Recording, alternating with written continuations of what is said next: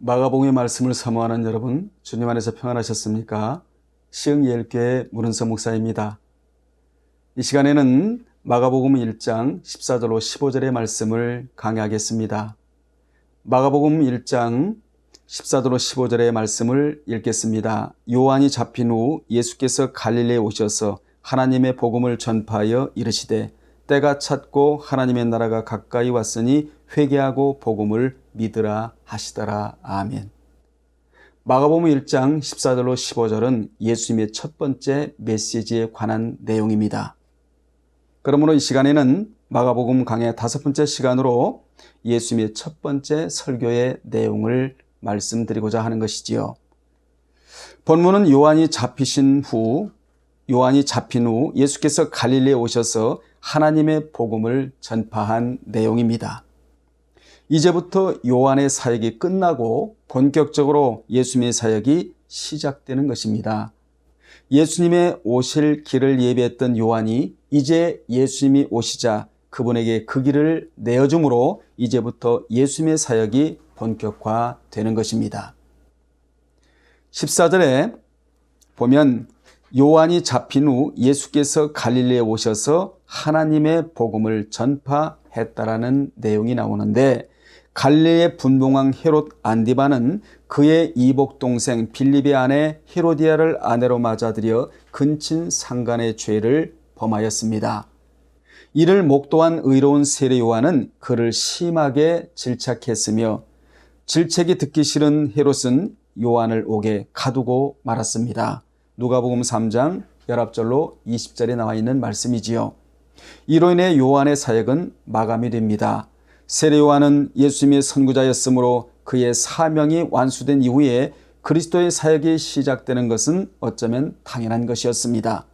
예수님은 요한이 활동하던 당시 사역하지 않고 옥에 갇힌 후에야 비로소 사역을 시작하심으로써 하나님이 예정해 놓으신 질서를 지키셨습니다. 우리 모두도 영적 질서를 철저히 지켜야 합니다.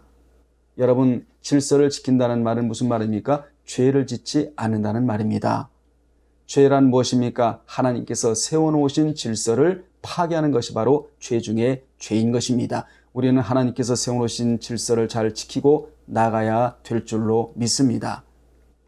예수님의 사역의 시작이 시간적으로는 요한이 잡힌 후이고 공간적으로는 갈릴리에서 이루어졌습니다. 그렇다고 해서 예수님이 요한이 잡힌 후 갈릴리에 오시기 전에는 복음을 전하지 않았다는 의미는 아닙니다.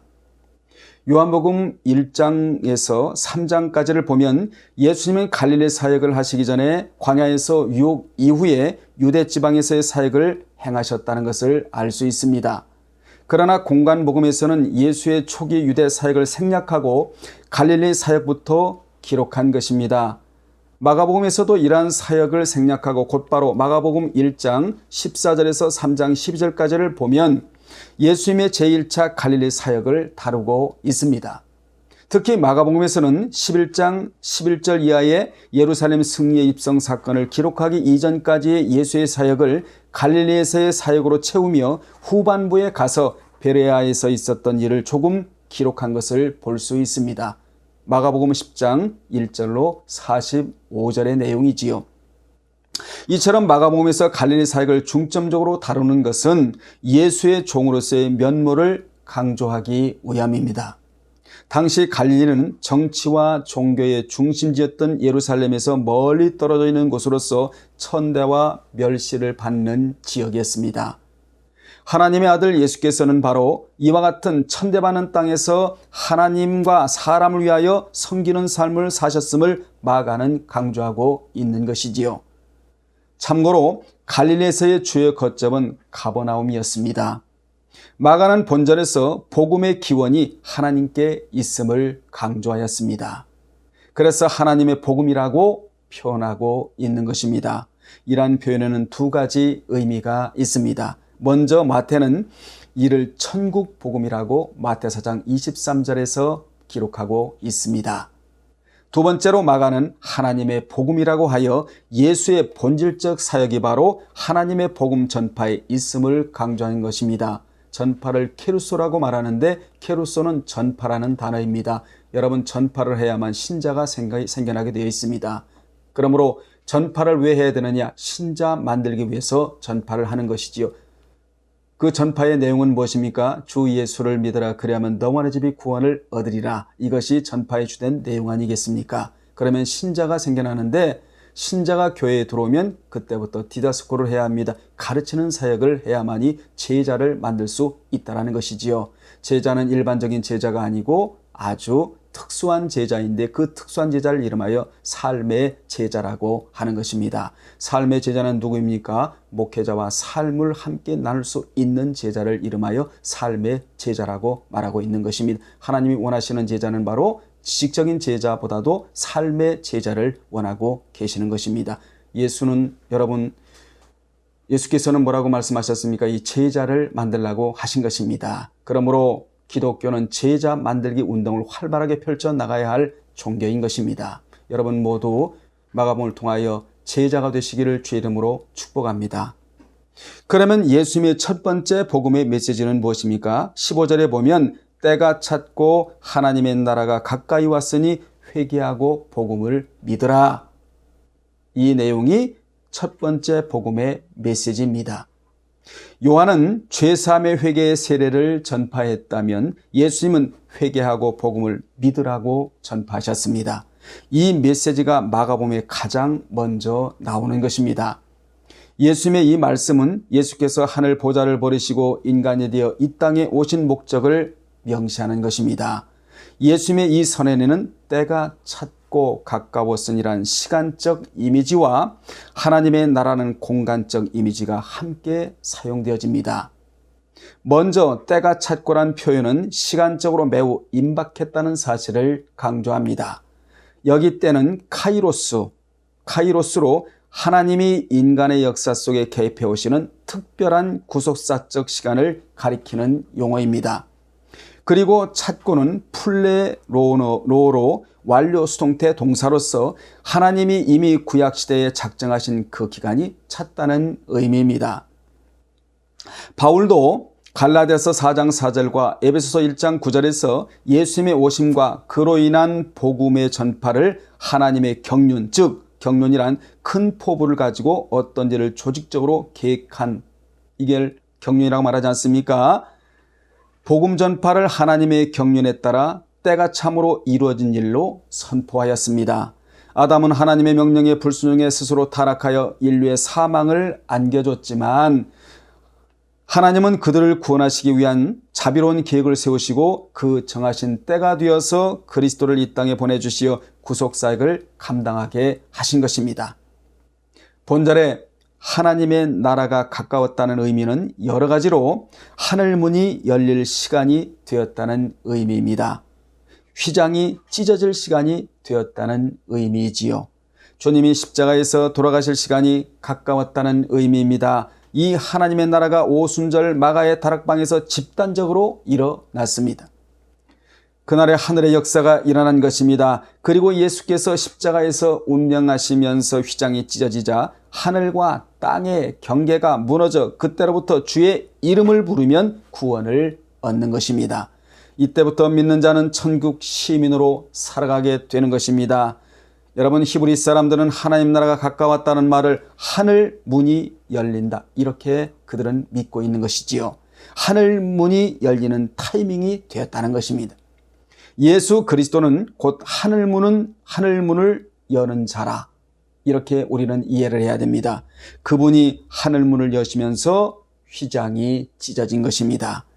휘장은 곧 예수 그리스도의 몸을 상징하고 휘장 안에 있는 지성소는 땅에 임한 천국을 상징하는 거 아니겠습니까? 그러므로 성막 안의 지성소는 땅에 있는 유일한 천국의 공간을 보여준 것입니다. 주님은 제자들에게 하나님의 나라는 너희 안에 있느니라는 말씀을 하셨는데 누가복음 17장 21절에서 이 말씀을 하신 후 3년이 지나자 그 휘장이 찢어졌는데 그날이 바로 주님이 운명하신 날입니다.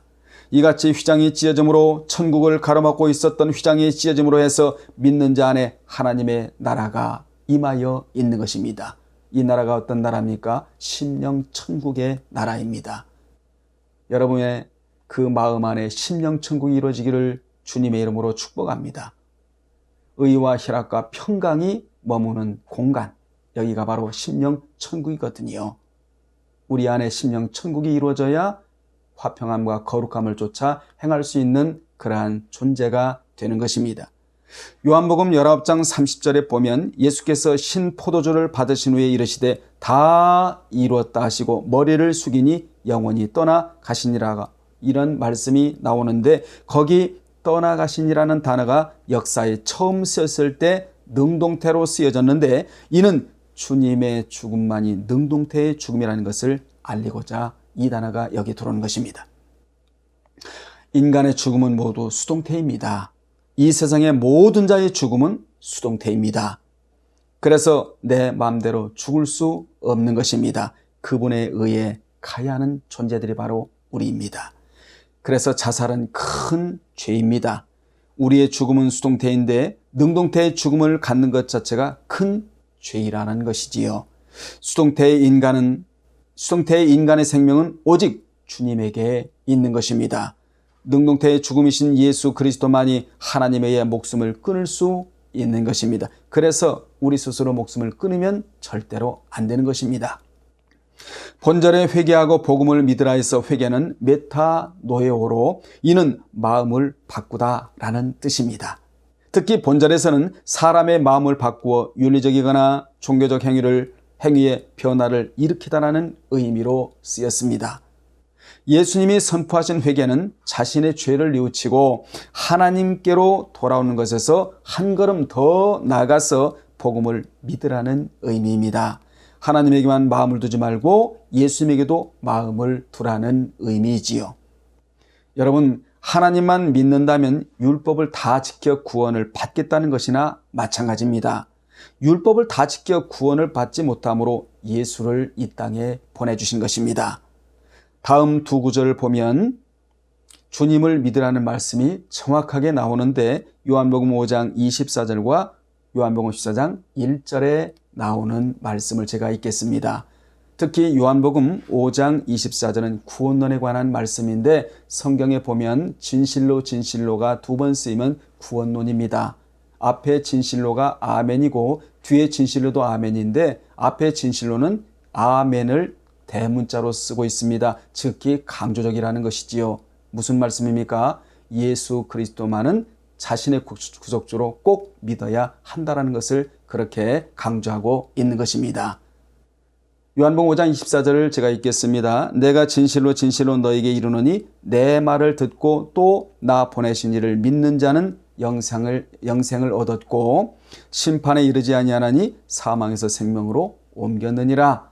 하나님을 믿고 예수 그리스도도 믿으라는 말씀이 거기 나오고 있는 것이지요. 뿐만 아니라 요한복음 14장 1절에 보면 너희는 마음에 근심하지 말라, 하나님을 믿으니 또 나를 믿으라 라는 말씀이 나옵니다. 하나님도 믿고 예수도 믿으라는 것이지요. 그러므로 신약에는 하나님도 믿어야 되지만 예수님도 믿어야 되는 것입니다. 하나님은 창조 파트를 담당하셨다면 주님은 구속사역을 담당하신 분이십니다.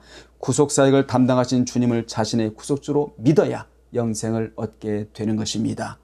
주님의 첫 번째 메시지에 대한 말씀을 전해드렸습니다. 첫 번째 메시지 내용은 복음 전파한 내용입니다.